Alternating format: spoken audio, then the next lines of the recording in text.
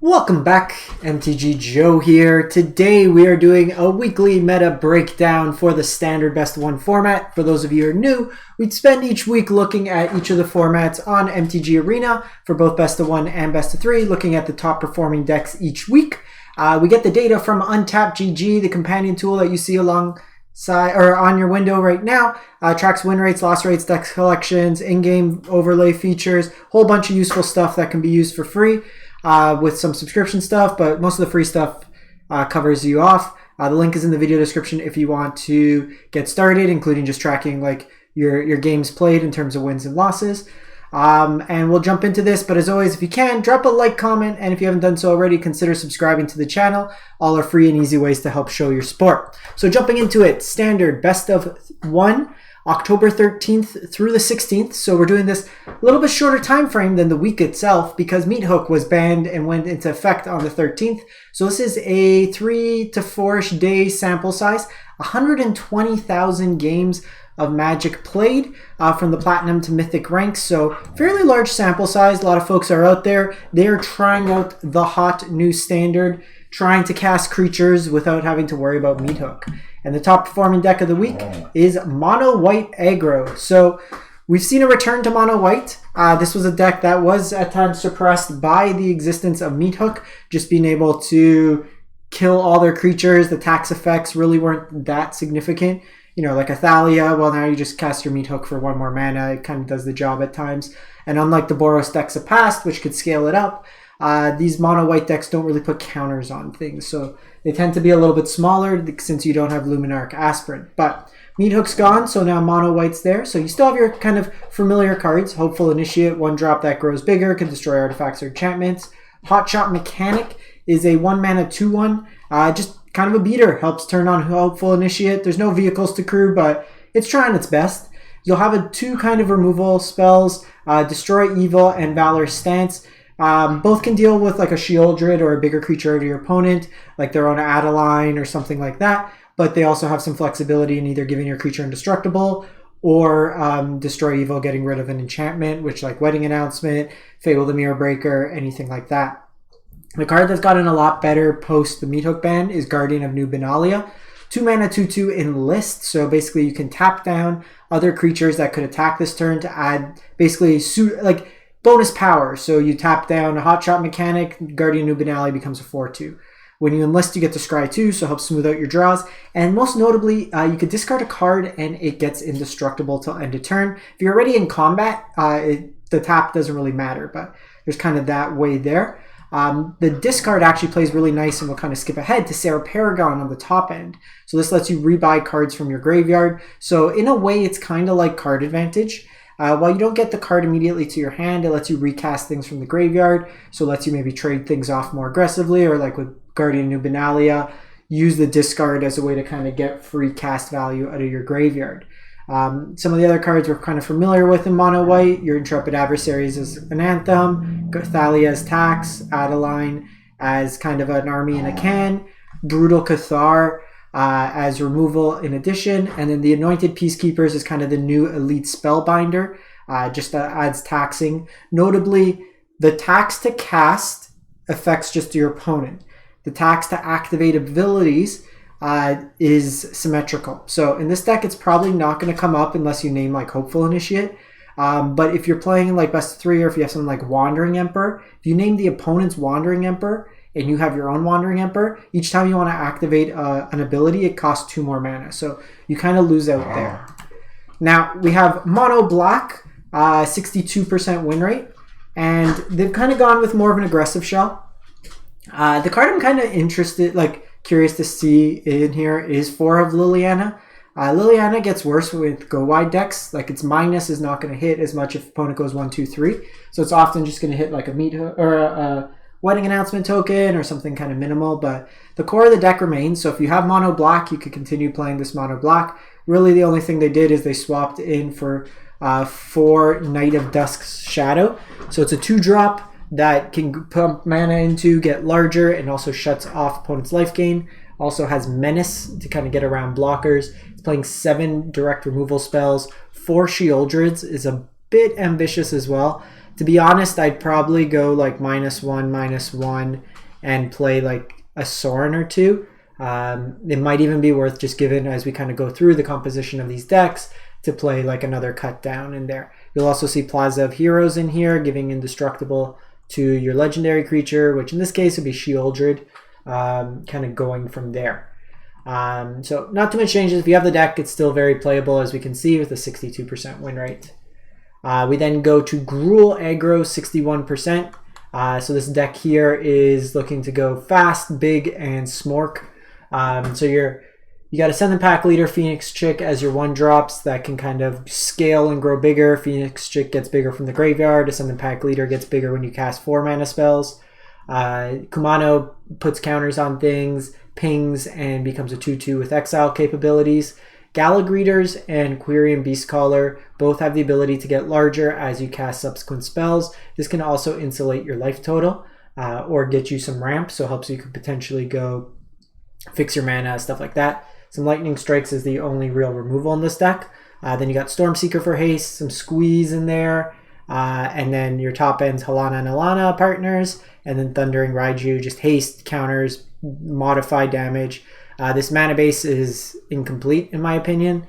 You should be playing 4 Rockvilles, 1 Pazeju, and 1 Sokuzen in there as well. So make those changes to the mana base, I would say at the minimum, to have a more competent deck. And I forgot to mention, I will post all these deck lists in the video description so you can copy them into Arena if you want to get started with these. So don't worry about copying them down as I type. They're all in the deck lists in the description. So they go to Mono Red Aggro, 60%. And this is another deck that's looking to go fast as possible. So you have Kumanos, again, Phoenix Chick, Play with Fire, Lightning Strike, Burn Package. You have Shivan Devastator that can go over the top, Flying Haste. Bloodthirsty can flash back these spells. Rada can get around blockers. Cemetery Gatekeeper as a way to kind of deal with your opponent's graveyard. First Strike's relevant at times into a lot of 2 toughness creatures. And then it can also ping and deal damage to your opponent. You have your Stormseeker Squee and Thunder Raiju top end as well in there. Interesting to see the 4 Shivan Devastators. While this comes in at the 1 mana slot, it's really like 4+ mana to get real value out of it. The haste is nice, but it's more of a late game threat, I would say, a closer. Usually you see 1 to 2 copies. It may be right to have more copies of Rada's Firebrand in there. We then go to Mono Blue Tempo, the deck that's probably got like a 75% win rate on the play and like a 20% win rate on the draw. It's a deck that is very reliant on putting a threat out there and then protecting it with counter spells. This version here is actually skimping on the Tolarian Tears and going heavier on Delver, Ledger Shredder, and Huati Jin.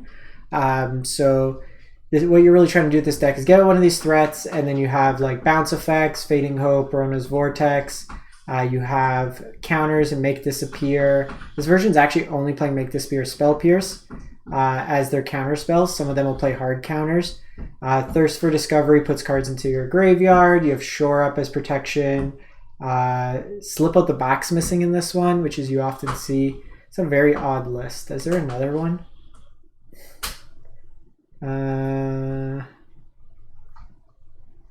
This one's at 54%.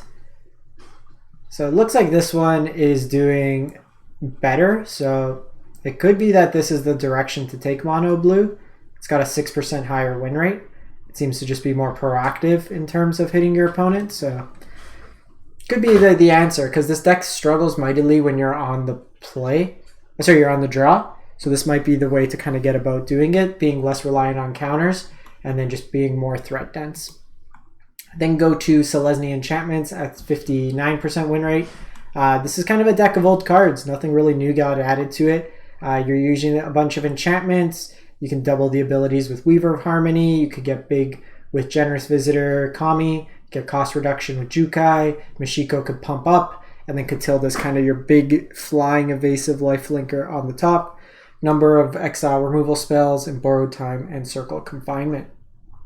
So if you're still collecting the new set, this might be something to look at. Fairly large sample size, 1,700 games at a 59% win rate. Then go to Mardu Angels, 57% win rate. So this is kind of an Black-White Angel Splash Fable the Mirror Breaker, because every deck's better with Fable the Mirror Breaker. Speaking of which, Naya enchantments Fable the Mirror Breaker maybe one time. But helps smooth out your draws, lets you copy Angel, stuff like that. You have Sarah Paragon to play stuff out of your graveyard. You have Archangel of Wrath. This card's been very good when I've been playing it. Just kick it a couple times. Please, please, please be mindful when you are... Look at... The interface is terrible. I lost the game in the MIQ because I clicked and I thought I was casting with Kicker, and instead I just cast the card and I didn't deal 2 damage. And my heart sunk because it didn't do what I wanted it to do. But you got like a bunch of removal, Faithful Absence, Infernal Grasp, Soul Transfer, Giada, Inspiring Overseer, some Liaisa, and Sanctuary Warden on the top end. The only thing I'm a little kind of skeptical of is just 2/2s. I'd probably just trim this down, maybe play like a Pain Land. Just because you have like some lands that could potentially, you want to hit your land drops in this deck, at least up to 6 mana. So that has me just a slight bit worried, but other than that, this seems like a pretty solid deck, especially if you like the Angel Tribal theme. We then go to Azorius Control, Blue-White Control. This is at 56%, so this is looking to sweep your opponent's board. So you got some counter spells, you got the Syncopates in there, Urtai's Scorn. You have card draw and Silver Scrutiny and Impulse. Devious Cover-Up Loops. Your main win condition in this deck is the Wandering Emperor, Boredom, or just keep looping Devious Cover-Ups, they mill. Karn Skillix is the new card that's trying to be a cheaper sweeper. I don't really like this card because the big thing with, you want your opponents to overcommit into a sweeper. Karn Skillix gives them a turn that they could answer it because it comes to play tap. It's also mana investment over 2 turns. And it telegraphs. Like, I had an opponent play this a couple times with me where you can kind of control how much. Like, you set out enough that your opponent wants to crack it, but you're not overcommitting into a sweeper because it's face up, it's telegraphed, right? Well always feels more devastating. I would probably just play Depopulate, honestly, because really this is a turn 4 sweeper anyways. I'd play Depopulate. You're also not spending mythics. But you got some Memory Delusions in there as well, kind of mixed into the deck. And then lastly, we have Esper Legends, Legendary Tribal, 55% win rate. Plaza Heroes is basically a rainbow line for this deck. You're taking advantage of Rada Drabic. That lets when your legendaries die, you get copies of them, except they're non-legendary. So you can kind of get cool synergies there. Your Radabricks can create Radabricks, which create Radabricks. You got AOs at the top end, Sheoldreds, Urtai, just a lot of powerful cards. Do they become zombies? They're zombies, and then Geralf gives flying to zombies. So kind of cool synergy there. Jadarin here, Elisagor, some Denix. So a lot of cool kind of synergies mixed into there. So that's basically it for the week. Let me know what you've been playing. If you've kind of found your niche, if you're happier with the Meathook ban, if you want Meathook back in your life, if you miss it, if you need that sweeper synergies. I'm assuming if you're a mono white player, you're happy, but if you're a mono black player, then you miss that sweet, sweet hook. But let me know in the comments, and we'll be back for standard best of 3, as well as the other formats throughout the week. And in case, thanks for watching. Hope you have a great one, and stay safe out there.